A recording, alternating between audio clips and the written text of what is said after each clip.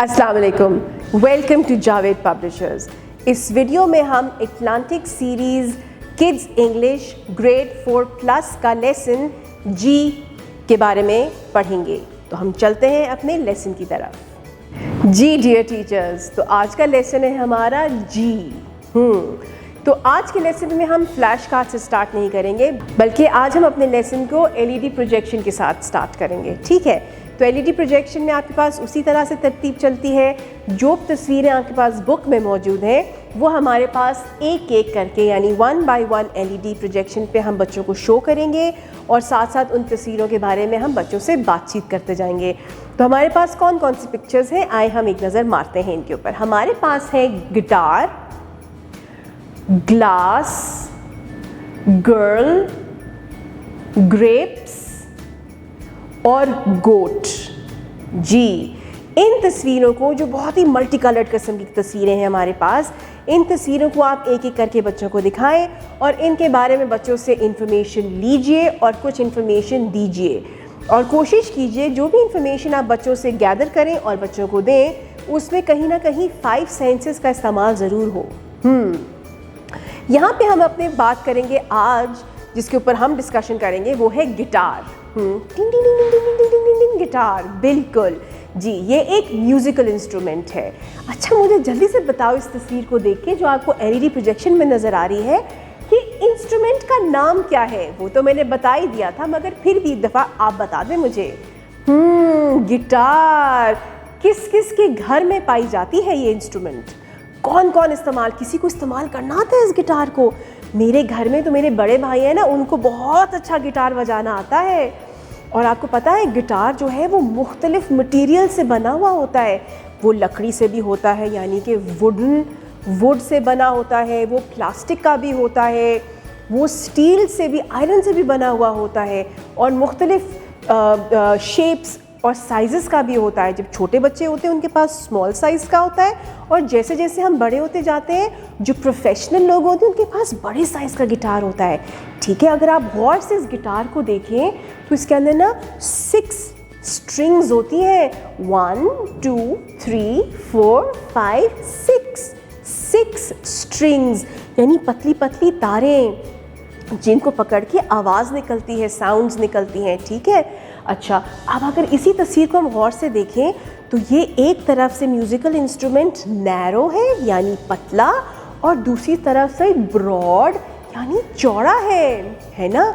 कोई musical instrument, guitar जैसे मेरे घर में है, इस वाले गिटार में तो बीच में सुराख नहीं है। जो मेरे घर में भाई के पास गिटार है ना, उसके दरमियान में गोल सा एक सुराख भी है। और किस किस को गिटार बजाने का शौक़ है? आप लोग, आपको पता है गिटार बजाने की क्लासेस भी हम ले सकते हैं, बड़ा मज़ा आता है गिटार बजाने का। अब इसी तरह की इंफॉर्मेशन डियर टीचर्स, आप बाकी पिक्चर्स को भी 1 by 1 करते हुए बच्चों के सामने रखें और इनके बारे में डिस्कशन करें। अब जहाँ पे ग्रेप्स की बात आएगी, जहाँ पे गोट की बात आएगी, वहाँ पे बच्चों को नेचर के बारे में बताएं, उनका एनिमल्स का ख्याल कैसे रखना है उनके बारे में बताएं। गर्मियों में किस तरह से उनको पानी का ख्याल रखना है, खाने का ख्याल रखना है, नहलाने का ख्याल रखना है। ग्लास किस तरह से हम धो के रखते हैं, ग्लास को किस तरह से सर्व करते हैं पानी डाल के, पानी ग्लास में कितना होना चाहिए। इन तरह की छोटी छोटी बातें जो तरबियत के पॉइंट ऑफ व्यू से हमारे सामने आती हैं, इनके ऊपर भी फोकस ज़रूर कीजिएगा। जब आपने इन सारी बातों के ऊपर बातचीत कर ली तो आप इन तस्वीरों के नामों के बारे में बात करें। नामों के बारे में बात करने के बाद हम चलते हैं जी की साउंड की तरफ, और जी की साउंड है ग। ग गिटार, ग ग्लास, ग गर्ल, ग ग्रेप्स, ग गोट। जी की आवाज़ निकालने के लिए हमारे होंठ और दांत दोनों हल्के से खुले रहेंगे, और हमारी ज़ुबान का जो बैक वाला जो पिछला हिस्सा है वो हमारे तालू को टच करके नीचे आएगा और हम आवाज़ रिलीज़ करेंगे, और वो है ग। इसी तरह प्रैक्टिस खुद भी कीजिए और बच्चों को भी कराइए।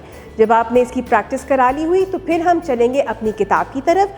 आप बच्चों से जी का पेज खुलवाएं और इनको 1 बाय 1 बच्चों के साथ डिस्कशन करें दोबारा से। यहाँ पे कोशिश करें कि इनकी डिस्कशन आप बच्चों से इंडिपेंडेंटली करवाएं।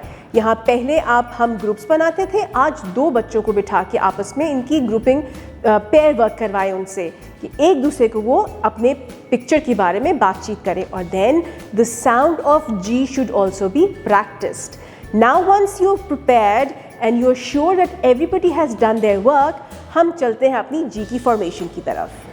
जी को बनाने के लिए हम 1 से नीचे की तरफ एक सेमी सर्कल बनाएंगे, फिर हम ऊपर 2 तक जाके नीचे आएंगे और एक हुक बना देंगे। To make G we are going to make a semi circle from point 1, then we are going to go up to point 2, come down and make a hook, और ये हमारे पास जी की फॉर्मेशन आ गई। जी, एक्टिविटी बुक खुलवाने से पहले हम बच्चों के साथ प्री राइटिंग प्रैक्टिस करेंगे, यानी हम बच्चा जो है वो हवा में लिखेगा, अपनी रिस्ट पे लिखेगा। They are going to write it on the partners back, they are going to write it on the table, they are also going to write it on the board and they are going to use the sand tray for pre writing practice. जब pre writing practice हो जाएगी तब हम जाएंगे अपनी activity book जो Javed publishers की तरफ से फराहम की हुई है, उसका पेज नंबर 24, 25 खुलवाइए। जिस पेज पे कलर की ज़रूरत है, make the students do proper neat colouring. After colouring ask them to do class work. Class में काम करेंगे बच्चे एंड मेक श्योर कि उनकी फॉर्मेशन बिल्कुल सही हो। अगर बिल्कुल नहीं तो कुछ अच्छी फॉर्मेशन उनकी नीट हैंड राइटिंग के साथ ज़रूर होनी चाहिए। Once the class work is done, फिर आप उनको होमवर्क देंगी जो पोर्शन घर में करने वाला है। डियर टीचर्स, हम अपने लेसन को एक दफ़ा रिवाइज करेंगे फ्लैश कार्ड्स के साथ। यहाँ पे आप बच्चों को फ्लैश कार्ड्स दिखाएंगी। The children are going to talk about those flash cards, they are going to tell you the names of those pictures and they are going to take out the sound of the alphabet G which is ग।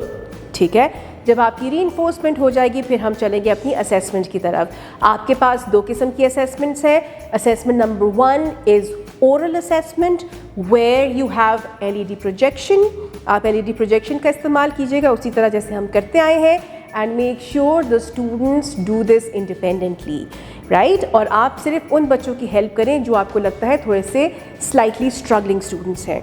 And then once you are done with your oral assessment, we are going to move on to our written assessment, और उसके लिए आपके पास Javed publishers की फराहम की हुई worksheet है, वो आप बच्चों में डिस्ट्रीब्यूट कीजिए and the students are going to do it independently.